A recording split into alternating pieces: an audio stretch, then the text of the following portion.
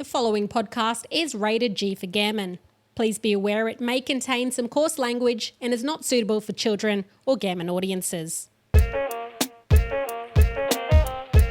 Central War.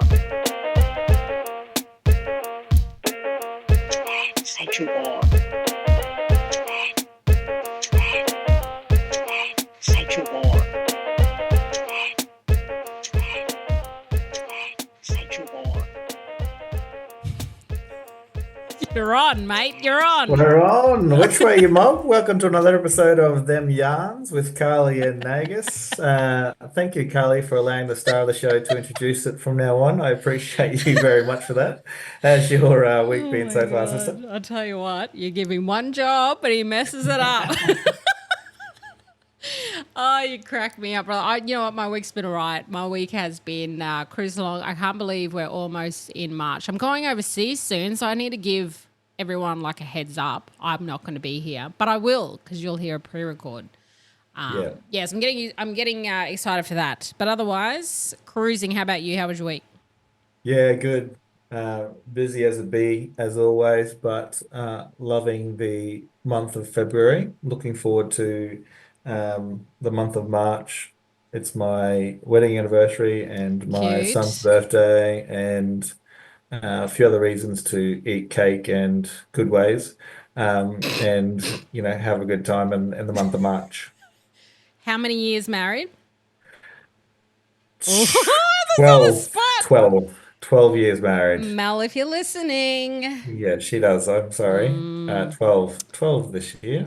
Which is Damn. lovely. 12 years, brother. That's crazy. Congratulations. Thank you. But yeah, so we've been watching the news lately, and obviously old Orange Face has been on there a lot. And I was been thinking about Your cousin. your cousin there with the issues, but I was been thinking about how this looks for mob in Australia, right? Because you see so often, like we need an Australian Trump. Yeah, And that's the new thing, isn't it? that's a new thing. Like we need an Australian Trump. And the weird thing for me, we've been on social media for a long time now, back from the Bebo days through now Oh, to not the Bebo dad. Don't bring it back. Don't being bring the Bebo, Bring it back. MySpace. Some of you young people listen to this won't understand, but Bebo and MySpace, they were it. But anyway, watching the evolution of Facebook, and then seeing black followers going from a mostly united group of people to there's been a really worrying trend, I think, for black men in particular, who are getting caught in this bit of a toxic environment. And I'm not talking about toxic masculinity. I'm talking about this politics of, punching down, creating hate and all that sort of thing. Getting caught up in that and not realizing that them mob don't like us as well. You might be one of the good ones, but yeah, there's been a really big shift in that, like this colonizer mentality where, black men in particular are really taking it on board. And I'm sure there's some black women in it too, but that's the big thing that I'm noticing lately is there's been this increase in black followers, being on that side. And historically we know, it used to be like Jackies in the Aboriginal, in the Australian Aboriginal sense, where they were subservient to white men for economic benefit. You had Uncle Tom's over in the States and other places where, they were the favorite slave and they would dob in, do all that sort of stuff. And Jackie was the one who would lead the white fellas around and do all that work. And you understand that sort of because they're getting an economic benefit out of it. But this new wave, this new brand of black fella, Jackie, Uncle Tom, whatever you want to call them, they're not really getting anything. There's no money benefit for them. Like the benefit they're getting is an ego boost. It's a mental false mental boost that they feel like they're better than somebody. And that's probably one of the things that I wanted to talk to you about. And have you noticed that? Like No, in I definitely have noticed it. And there's more division in our community because of social media. And like you said, we've seen the growth of it because we started off like pretty early, and then we had the MSN days, the Bebo, the MySpace, then Facebook came in, and now you've got all these other things. And it was such an exciting thing for mob because it was like, oh, we can actually connect. We actually come together and connect, and then we all started to explore, I guess, the different areas. I explored the viral video kind of, an earlier stage along with others like Bush Tucker Bungee, Tibbs Vines, Ian Zaro. There's a few people in that early days of like exploring that type of, I guess, having a platform. And then it was a way for us to like connect over comedy or over, groups within, and say it was like an Aboriginal group. But then I guess when those types of forums or those types of platforms started happening and the way societies kind of started changing, and I noticed it a lot with my social media page, how much of a difference like comedy had changed. Just as like one example, when I first started it and my type of humour and where I'm from is very North Queensland, it's very mock and carry on and funny in my own brain. But, the comedy scene really changed in society. The cancel culture started to really change. And then that changed, I guess, the way that people use social media, especially someone like myself. But obviously now we have Trump. And have you heard of Timu Trump? Have you heard of this? No, Do you know who Timu Trump is? No. People are calling Peter Dutton the Timu Oh, Trump. okay, yeah, I have heard it now. You say it. Yeah, that's right. Oh, It's, Timu Trump. it's like people on the internet are so funny, but like since some social media has come in, like every single week I see some type of drama. And last week, unfortunately, I saw like someone I know who unfortunately is an Aboriginal man carry on about feminism and how bad it is, and just expressing like how these groups of women are trying to tear down men. And like I was just like, wow, like this fella is like someone who I would say is, he's initiated, he's a tribal man, he lives in a community, he has a solid family, community life. And to see him write that, I was just like, what is this rhetoric? Like, what is this? And do you think it started now, or do you think it has started? For me, when I look back, it's like around that COVID era of when Yeah. the conspiracy type stuff started happening. Yeah. And I think it was starting to happen before then, but that really accelerated that algorithm. Yeah. And I think the weird thing, like we all know about algorithms, right? Like we all know how the social media algorithm works. But for some reason, some mob just aren't paying any attention to why they're only seeing the same things over and over again. So, like, I've been pretty conscious of what my algorithm is. I follow people who I don't really want to follow because I want to see that content. I don't just want to be flooded with the same thing that, So you're telling me you don't just want to see dogs and hot men like I do? That's Exactly my right. You're algorithm. exactly right. So I need to see some variety just to make sure that I'm not getting caught in my own silo. Damn. And that anti-vaxxer silo Oh, is being run by right-wing nut jobs. And I've noticed a lot of men, just not just black men, but men in particular, start off as an anti-vaxxer, but now they're anti-renewables and they're anti-feminists and they're anti blah blah blah, and they're not even realizing that they never used to think like this, yeah. but the algorithm is feeding them so much crap into their brain, like they're not differentiating between what their political beliefs are and what their personal ethics used to be, right? So Yeah. a lot of people, I've seen a lot of men in particular who used to be, left and supportive and that sort of stuff, then just not be that sort of person anymore. Even to the point where I see black fellas denying racism and discrimination. They're like, this isn't really an issue in 2025. We need to blah blah blah blah. And I'm like, are you saying that, or is that what your algorithm's telling you to say? So Yeah. that's probably the scary thing for me is we know how our algorithms work. We know that Facebook and stuff is trying to make you angry or trying to make you hate. And we also know there's a whole bunch of false information out there, but Oh man, the false um, information around the COVID time. And I remember having conversations with a few of my brother boys who were sharing things, right? And it'll be about the vaccination or it'll be about whatever's happening, COVID at the time.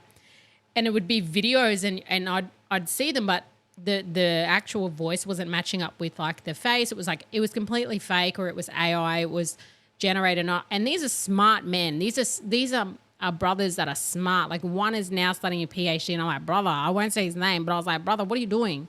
I inboxed him. I'm like, can you not see that this is fake? Like just because the other brothers are sharing it, like fact checked, or they would be sharing things from very right-wing media that hate our people every other week. And then they're sharing it because that channel was sharing, but they just looked at it and went, yeah, but they're not actually. I'm like, do you know what channel that is? Do you know what politician that is? Do you know who that is? Oh, no. I'm like, we're not digging deep enough, right? We're not actually.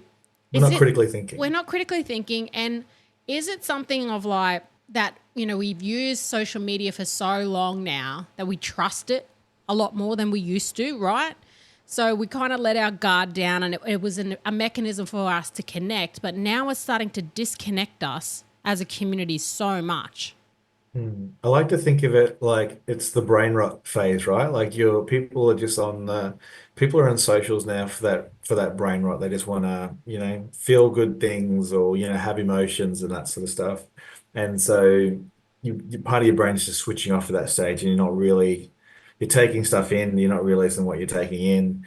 And this rise of the man again, it really is just people who are used to privilege, not accepting that, and they're like, well, now we're being discriminated against. Like, no, this is just what equality feels like, right? So for men in particular, we've had this patriarchy for so long, and now they're like, no, like we want it back, like we need to rule the roost and all this BS, which never was true in the first place, but has been put in place by patriarchal societies to benefit men. It's another thing that was introduced to our communities, along with alcohol, along with cigarettes.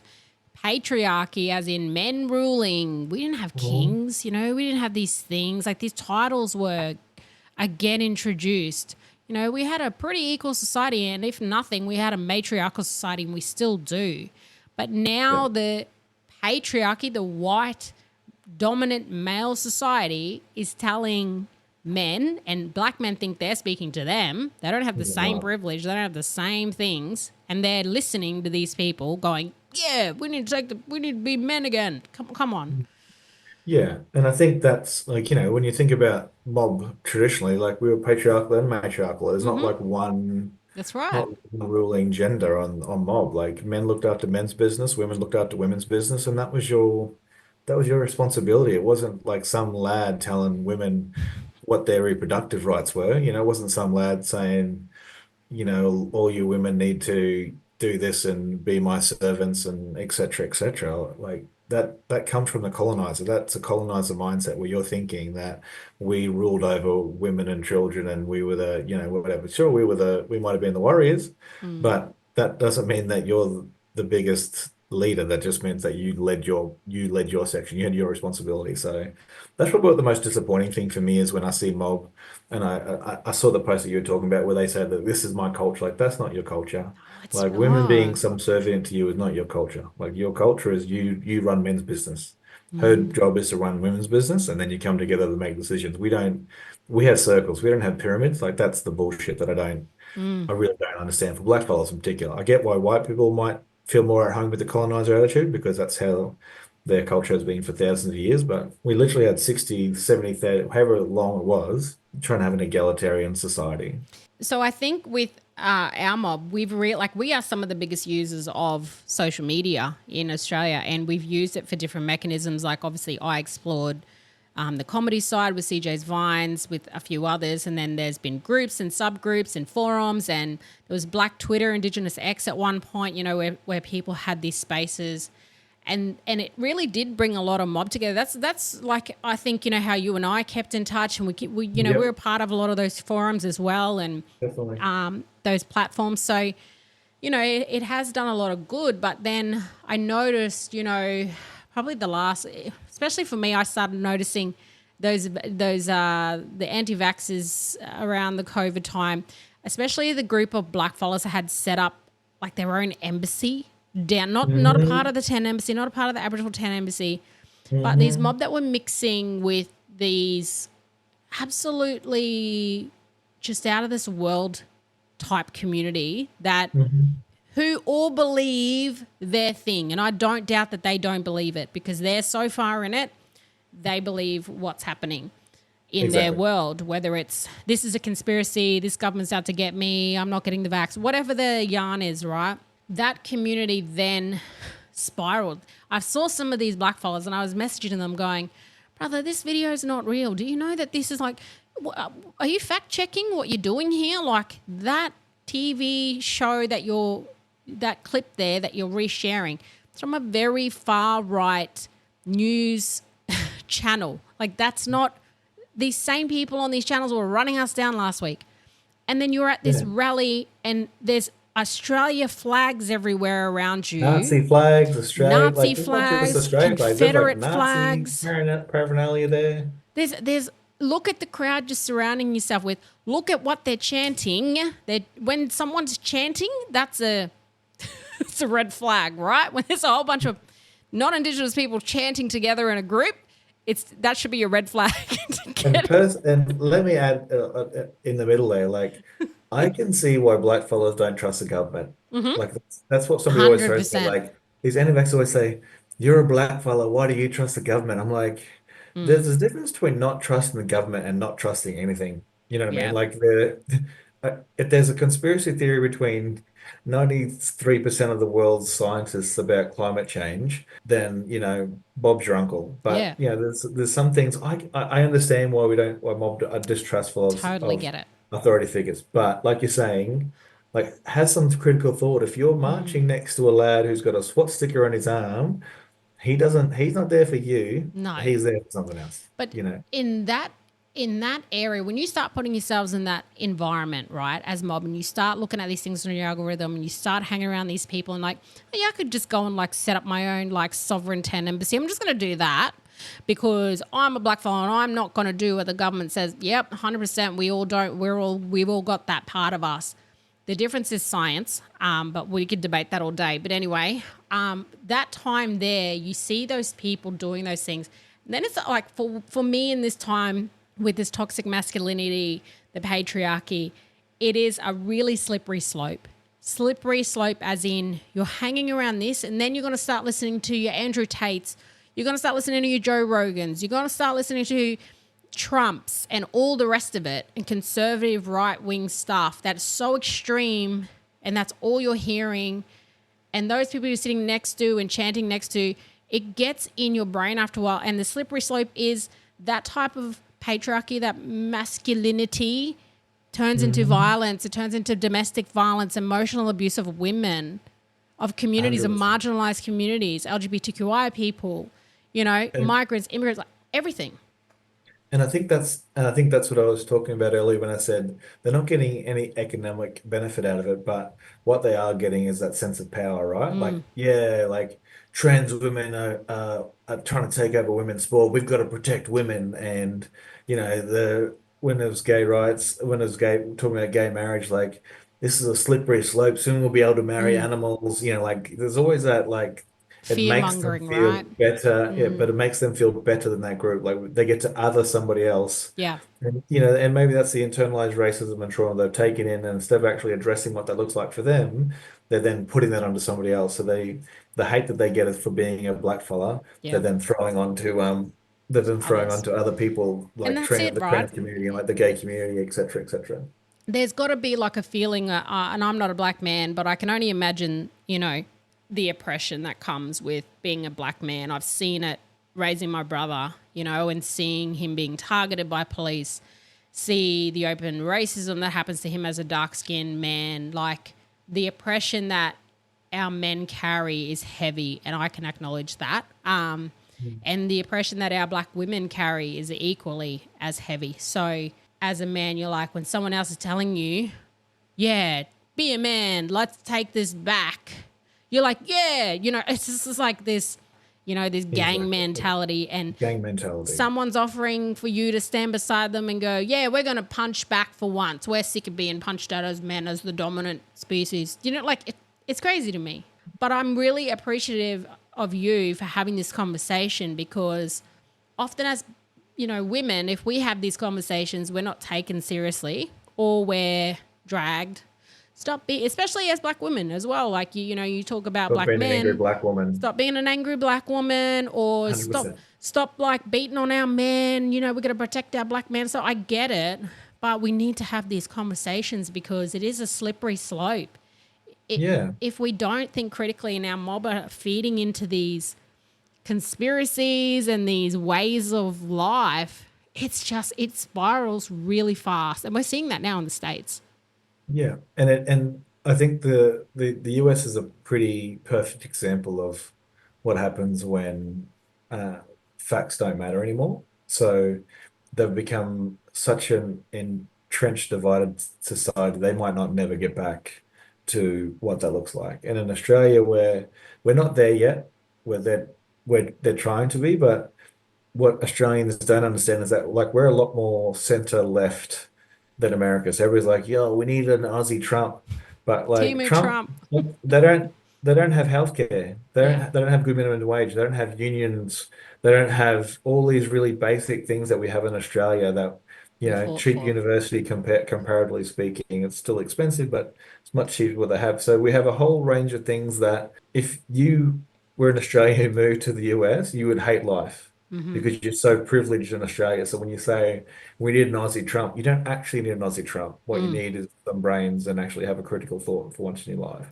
So that's the thing, and the reason why I'm speaking out about it is because it's just becoming more and more common as we get caught in these algorithms where it's feeding us what it needs to feed us. If we're not critically thinking about where this information is coming from, eventually you go from an anti-vaxxer, which fine, whatever you want to be, but if it changes your whole political and ideological output because you can't understand the difference between you can agree with one thing and not have to, like, you can be an anti-vaxxer but still appreciate living anti-renewable energy and green energy and stuff. The Yeah. crazy thing for me is I've seen mob who want to live off the grid and they're against renewable energy.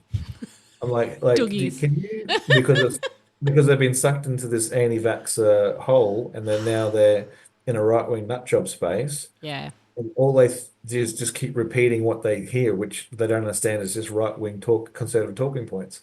So but they can't explain to me. I'm like, so tell me, you want to be off the grid, you want to live without the government, but you don't want free sun and free wind energy. Like you think that's a bad thing. Like, but you know what I mean? Like if somebody's lost Yes. the bill, so I don't mind if you have.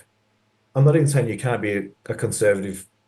Think you can't be a conservative voter. Yeah. But if you can't disagree with your own side, like I don't think the left does things right. Like I think there's a whole bunch of Exactly. things, and politics and oppression. I think is going to be a great podcast that we should write down for another time. But like, if you can't critically think and see what's wrong with your own side first, then you're in a rabbit hole, and you need to think about why you only can only agree with the same things. Like Yeah. if And you can't agree with yourself and your own point of view, you're in trouble. I think that's where it comes back down to what you said earlier is that you are seeking out, and I think that maybe this is an answer. And some people who just don't care about, I don't care about feminism. I don't care about, whatever. I don't want to look at trans women in sport. I don't care about, I'm anti all of that. Those are the people that need to be convinced to go and search something else in their algorithm so they can get out of this brainwashing, because that's what it is. It's brainwashing, and the media play a massive part in that. To keep this in their algorithm. I think it is that seeking out, as much as I don't want to not see hot men and dogs, I have to look at other things, right? Otherwise, I'm just going to like hot men and dogs for the rest of my life. Yeah, No, but like, it is, I don't think that's a negative thing, to be honest. I mean, I don't really like hot men I don't know. or Half of these dogs, half right? of these But hot men are toxic, so don't worry about that. I need don't to I worry need to about change my yeah. ways. Yeah. No, but it's true. You need to go out and you need to seek something else that's alternative to your views. People are just on social media looking at what the other people are saying just to argue back, not to learn, not to have an actual conversation. That's not what people do. They're just getting on there to like fight. It's tiring, right? Yeah. And speaking of fighting in this sort of topic, there's a Brisbane-based podcast I'm not going to name who they are, but they're a men podcast, right? They're trying to be mental health advocates, but they're just right-wing nut jobs. One of them's a black fella. He's a coconut. He said, Tell me fuck what the you really welcome. think. He said, fuck the welcome to country and all these sorts of other things that obviously, he's not really proud of his culture. That's what he wants to say. But they're getting dragged right now on social media because they're supposed to be mental health advocates for men, but really all they're talking about is straight white men, basically. So when they Mm, talk about this space and they're saying, we're just doing what's best for the blokes, all they really mean is if you're a straight white bloke who thinks like me, then you need good mental health. But if you're gay, if you're black, if you're, an immigrant, whatever, you don't actually care about their mental health because all the things you're talking about are degrading them, and then you're talking about women, the way they're talking about women is even worse. So they're getting mm, dragged online by women. Amazing women do great work, and their basic reaction is, "Oh, we don't care. We're just stirring up the troll." So like the whole reason why they're going after these women like Abby Chatfield and stuff like that mm. is because they know that's how Just they're want going the to get reaction. publicity, right? They need a reaction because their podcast does less views, less listens than this one, and they're putting a Mm, whole lot of money into it trying to build it up. So they had to yeah. be controversial and they had to say some horrible things about black fellas and about women until finally something hit. But they're getting absolutely dragged at the moment. Um, Yeah. but they're a great example of these podcast bros, these red pillars that, you know, talk about all the right things. We want to support men. We're trying to address men's suicide, but Mm. they just punch You're down. punching You're not down. actually, yeah, you're just punching down. You're not actually helping anybody unless they think, act, and look like you. Yeah. And so you shouldn't need to talk about feminazis Oh my to be a God. strong man. You know what I mean? Like that's what I've never understood. Like I've been raised by a strong black woman, and I had some amazing men role models in my life. And never once did I think I had to, punch down on a woman to make myself feel like more of a man.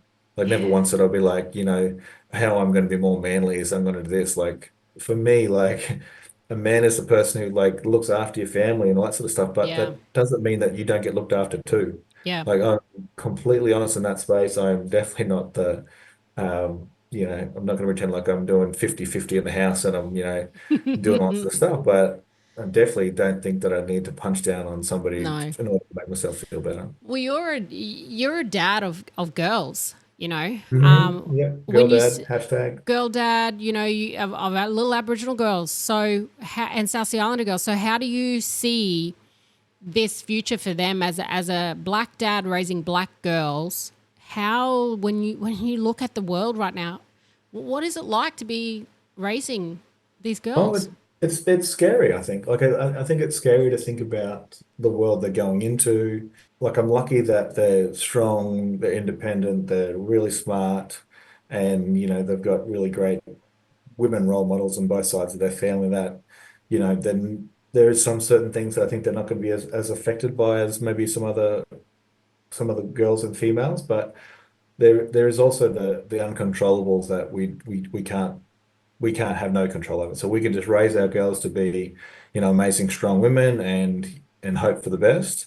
And at the same time, understand that there's a certain fragment of society that is just nasty, horrible people. And so we do what we can to protect them from that and hope that that doesn't happen. But yeah, it's definitely scary. And also, I think it's important, having, the youngest as a boy, I think it's been really important for us to talk to him about what that means and like making sure he understands, like they all have to understand consent, but understanding for him, like we're not saying boys will be boys to him, like Mm, he has to step up too. We can't be making excuses for his behavior, which is something that I think when you're in an island, in an island community, they're a lot more male dominated, and I yeah, feel like that gets excused a little bit more. But in society in general, boys' behavior was pretty much brushed on the rug. So yeah. yeah, And boys aren't, don't tend to be talked to as much, and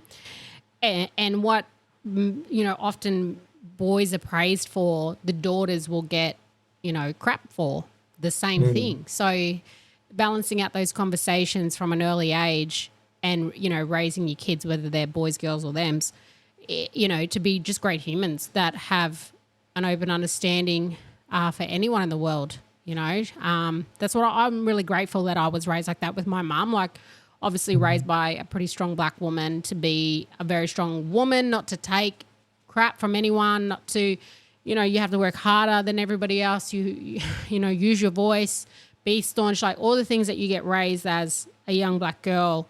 And I'm grateful for that. But I was also raised by a mum that had very worldly views. She had a lot of LGBTQI friends. She read a lot. We had so many different books in the house, different cultures. So I'm glad that I had that upbringing where I just saw people as people because she did and she modeled that. So it starts like a really young age, yeah. You made a really good point about the reading thing. I think that's crucial. Like, and I think that's the problem with screens for kids. Like, we're giving them screens, and it means they're reading less. And that when you're getting introduced to different worlds, that's the big thing. So, I'm on shout out to Book Talk on TikTok for giving you some crazy books to read. But I think that's one of the other things to think about is how do we expose ourselves to different worlds and different spaces, because the common denominator for all this stuff is like solo thinking, being stuck in your own world.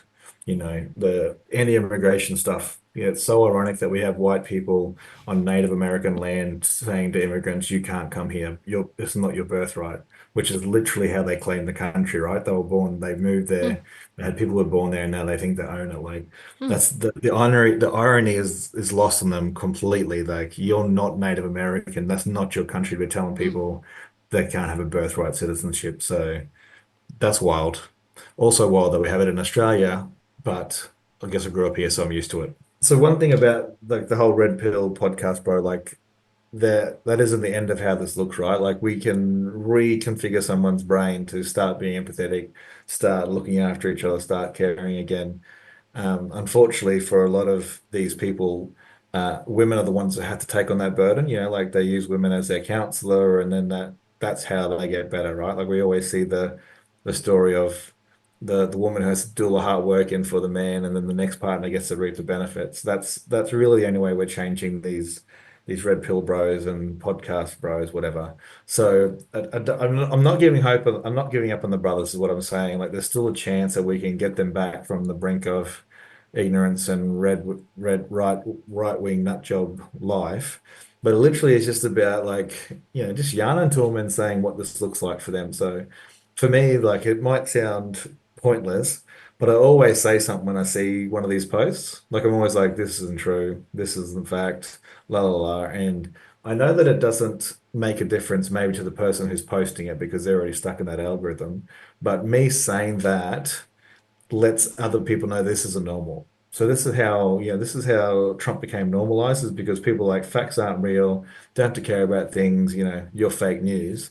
And then people like, not enough people are like, this actually isn't true. Like, this is not what that looks like. And so we need to be, hitting people's cognitive dissonance and be like questioning where they got their thoughts and how they're going to change that. Because if we don't do that, we're just going to become an even more divided society. So it sucks, and I don't expect women to do that work. I'm talking to the brothers out there that, we're the men that need to stand up for the other men and say, this stuff is you're going on about is bullshit. Like, we need to look after our women, look after our children, and you're not going to do that by picking on trans people and picking on gay people. That's not how we do that. We do that by holding each other accountable and being better men.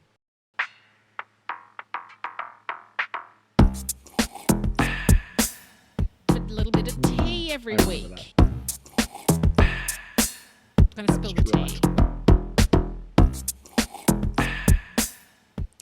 As you take a sip and I take a sip, brother, let me tell you, I do have tea this week.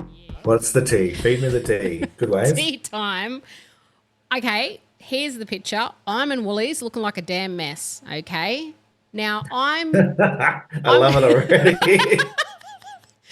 I'm close to 40, all right, without giving my age away. Last year I was 25. I don't understand how it works. I identify as 25, but I'm close to 40. It's really bizarre. Anyway, I'm at the point where I don't care. Like, you get to a certain age, you're like, I'm just going to wear my Crocs out in public. And that's where I'm at in my life. I don't know how I got here, but I'm here now, and it's quite comfortable. I also am like, I wore these shorts when I was mowing the lawn about 5 minutes ago, and now I'm just going to go down the shop and I don't care. I just need to duck into Woolies and grab stuff. So if you see me out and about in real life, I look a mess. Like because I barely go anywhere, okay? You got to understand, I go to and from work, I go to and from the dog park, and I go to and from the shop, and that's it. And otherwise I'm in the house. No one's seeing me. I don't care. I dress the same, but I do go places. So I understand. But also sometimes I'm like, I'm wearing this. I don't care. You know, if I'm going to go, I'm like, there, this will do. I just, back in the day you dress up. But, when you go to your local shop, sometimes you're just ducking in. And that's what I was doing the other day. I ducked in. This is Stevie Nixon in the background here, by the way, for the listeners. She wants to play with her ball, my dog, at what time of the night is it? Yeah, so if you hear some tip-tapping, that's what's happening. I ducked into Woolies the other day. It was about, I don't know, it was after work, so it was like 5 o'clock, just to grab a few things. And I'm standing at the cash register, the hair's buzzed, it's in a mission bun, it is what it is. And I look up and I see like this guy, and I'm like, oh, God, I know him. Like, how do I know him? And he's staring at me, and I'm staring at him without trying to stare at him because I'm like, I can't place him. Like, I'm really terrible. And then I realised, oh, he's an old scrape. Oh, no. I can't even, oh, this is terrible. I can't remember his name. Couldn't tell you. It's the best. No, you know what? It was one of those rebound jobs. So I just got out of a serious relationship, and getting off the bat, after a long-term relationship back in the single game, it's rough. It's not easy because you're like, I've been with this one person for so long. I know them. I know all the things about them. I know what, I like, I don't like. And now I'm thrust back into this single life and I have to play this game again. And the first person that you're with again is like horrendous because you're like so nervous. He was that guy. Bless his heart. No. I know. I saw him in my local Woolies the other day, and I'm really angry because usually I don't see anyone in my radius, in my close area, because this reason. I've got to go to my Woolies. I don't want to run into you when I'm looking like a mess. It's a good idea. I like it. I go outside of my radius. I don't take men to my favourite restaurants because I want to go back there and eat. Do you know what I mean? Like this is the tips. Okay? Makes sense. Hope people write down notes. It's write down notes, everyone. Put your radius 20 kilometres plus so you don't run into them at your local Woolies and your shops. And don't take them to your favourite restaurants because it'll ruin the experience for you. And if you see them there again with another date, you'll be wild. Trust. But yeah, I saw him and then I looked at him and then I was like, oh my God, that's the guy. And I moved, brah. You've never seen, I put the Crocs in sports mode. I was out. Just zoomed out of there. I left a gibbet behind. I don't know. There's like a trail of gibbets. I was out of there. But has that ever happened to you? Like, you ever run into someone that you've just, it happens to me all the time with people that I don't like. But like when you see an old scrape or a date, like, awkward. Obviously, it's been a while since 12 years. I've been on a but I do remember when I first moved down, we were just at a shop, just at like an IGA or like a Coles or something, and same thing. Like I saw this lady, where do I know her from? And this is from literally like, Oh no. you Young know, days. in the early 20s. And so Wow. then obviously, this is a lot of water's gone under the bridge since then. 1875, narrow nags. Yeah. And then I realized that like we've walked past each other like twice, no. like gone down the aisles twice. And I looked at her, I'm like, is it like one of the kids' other mums or something? Like I'm trying to work out. And then by the third aisle, I've worked out who it was. And I was like, oh no, do I say hello to her? Like, because What do you I think I do? like smiled at her the first time. Like, how you do the like, game and like hello smile. But it wasn't until the third one that I realized who it was. I was like, oh, I wonder, they must live here. I was like, oh, that's, and it just was just awkward because I had to see this woman for 5 other aisles where we're just walking past each other doing our groceries.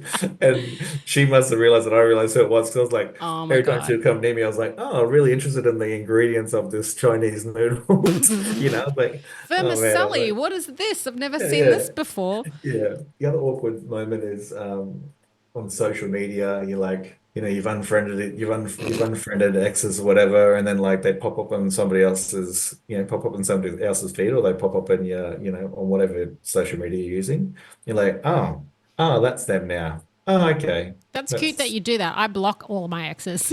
Yeah. They don't get to come up in I thought I mine. had. I thought I had, but every now and again, one will pop up. I was like, oh. And now it's not a drama. Like obviously now it's fine, but yeah, like when you first had social media, you're like, oh, what's happening here with So that's the awkward feeling you get when you see them. Like, oh, I've had gosh, so many of these moments. Can I tell you a little bit of tea? And I know yes, the people that will be listening will be trying to work out where this who it happened to is. me Yeah, yeah, and yeah. who it is. Good luck, because I've never Mhm. disclosed. So again, this was in my single days, early 20s when she's looking prime. I just moved down here, was having the time of my life in my single life. And it was just a catch up with a person. Let's just say that. It was just a Catch catch up up. with a person who was a very persistent person. He was also a black fella. And I threw him a bone one night, good ways, because he was carrying on like a dog. So I was like, go on then. Anyway, it's terrible. Anyway, it was a one-time thing, all right? Flash forward a year later. I get a new job. Oh The no. first week, guess who I'm working with? Oh no, that's terrible. That is terrible. Bro, kill me now. Kill me now. And I had to work very closely with this person in this job.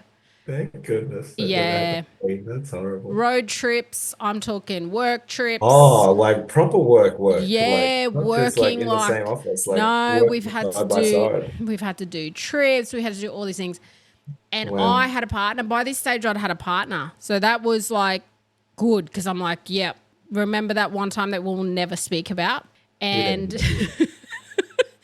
yeah, and so I had a partner, and I'm very professional, so I just went on with my life, right? I just went on with my job, and I didn't tell a soul at work that this happened. Never Yeah. told a soul because I'm like, no, I don't want to be the guy that everyone's like, oh my god, you and him using like, no, that was like a personal thing that happened that we Yep. don't need to talk about. That was outside of this place. Now we work together. Here we are. Let's make the best of this. Let's get our wage. You know what I mean? Yeah. Let's just get paid and you Bro. worry about getting yours somewhere else because My God. this ain't It was happening. so awkward. And Only again, you could have that story. That's amazing. only I can have that story. And you know what? I rarely still tell people, but everyone knows now. So go and try and go and do Yep. your research. I'm sure at some point you can say, you can have your theories, go for gold. There's only a very, very few number of people that know who it is because I was just professional. But I will say he was not professional when I broke up. Me and my partner broke up and he's like, so which way? I'm like, Oh what's wrong with no. you? Brother, the ship has sailed. Never gonna Yeah. happen. Like we work together. I don't shit where I sleep. Wake up to yourself. Ah, the tea is hot tonight, my friend. He is hot. That is amazing. But I think that's a pretty common thing for everybody, right? Like everybody's got at least one ex that you Have worked with. Well, have isn't it not that like, you work with that you live in the same city with or you yeah. run into by accident. You know what though? I will say, I had an ex, and when we had broken up, I was living on one side of town. He was living on the other, but he used to come to my side of town to fuel up his car still. And I'm like, no, no, no, no, no, no, no. This is my side. Get on your side. We are done. You live over there. That means therefore you can't cross the bridge to my side anymore because you don't have a reason to. I got awkward date stories for days, my friend. Might tell you another Yeah. one next week. Look at I am living vicariously through these stories, so I'm looking Don't forward to it. don't live vicariously. Everyone likes to live vicariously through my single life. It's really not that exciting. I can tell you right now. Okay, well, hopefully this podcast will spark some interest. So any single men or ladies out there interested in Carly, shoot us a DM. Listen, Look her up, I wish look I her up on liked women. Instagram. I honestly wish I'd like women. It'd save me a lot of stress from liking men. But I actually, and unfortunately, I'm attracted to men. So, Oh, that sucks for you. ladies, yeah, don't try it because you make me slack too. Maybe I just need to be celibate and away from the world. But I tell you what, I won't be down aisle 6 singing old scrape. That's what I won't be doing. Anyways, brother, that's it for another ep. We'll catch you next week, yeah? Yeah, sounds good, sis. Thanks very much for today. Thanks, Brad. Catch ya. Sexual. Gotcha.